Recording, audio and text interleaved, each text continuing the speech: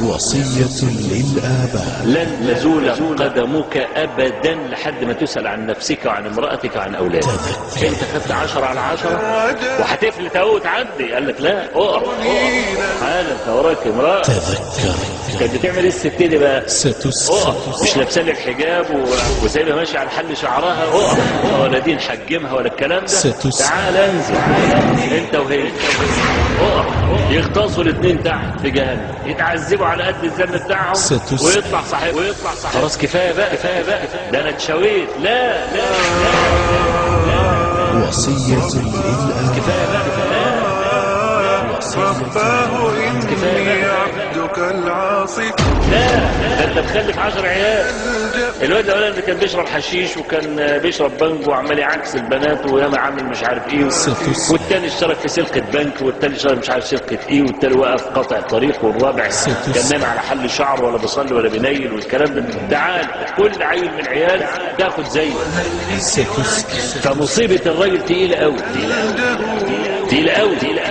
فلا بد ان يتقي الله، والاعمال بالخواتيم ممكن يكون فرط كتير قوي في حياته. وصية للآباء. طب انا فرطت في حياتي والعيال كبروا بقى، سؤال، وكل واحد بقى له اسره ومش عارف ايه والكلام ده، وانا ما كنتش واخد بالي من هذا الكلام زمان. سؤال، هل ممكن النهارده الان اقدر اعمل اي عمل ايجابي علشان اتخلص من هذا التقصير القديم اللي انا وقعت فيه؟ اقول لك اعمل الكلام ده مع احفادي انهم امتداد لي، اولادي واولادي الكبار. اقول لهم يا ابني انت عندك المخالفه الفلانيه، كنت عايز نرضى عنك؟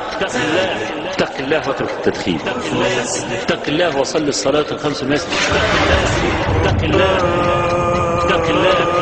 واذا لم يتق الله اتخذ منه موقف واخصمه في حدود الله. ده انت ابوك. وفي النهايه طلع نزل ابنك، ده انت ابوك، مش احن عليك من ابيك، ده انت ابوك حتى لو امرك بضد هواك. وصية للأبناء.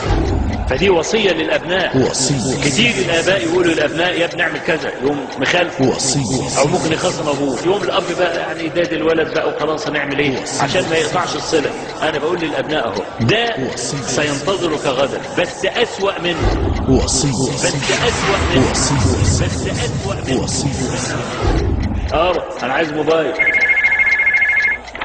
طب يا ابني خد 300 جنيه. انا امسك موبايل ب 300 جنيه، ده الواد الفلاني معاه 3000. ده انا اتعر لو مسكت موبايل كده وعايز كمان يبقى له من فوق اريال عشان يقول جاي صيني ولا تقفيل مش عارف ايه الكلام ده. لا انا ببقى في وسط مجموعه ولازم يبقى معايا كذا ولا يا ابني انا ما عنديش، ما اقدرش اجيب لك محمول ب 3000. قام الواد قال له ايه؟ قال له لما انتم مش قد المصاريف بتخلفونا ليه؟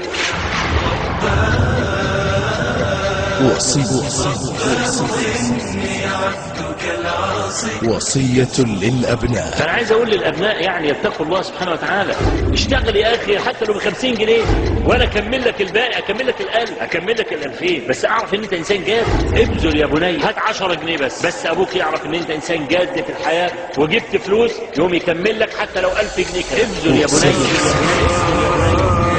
ابذل يا بني. وصية للآباء. وصية للآباء.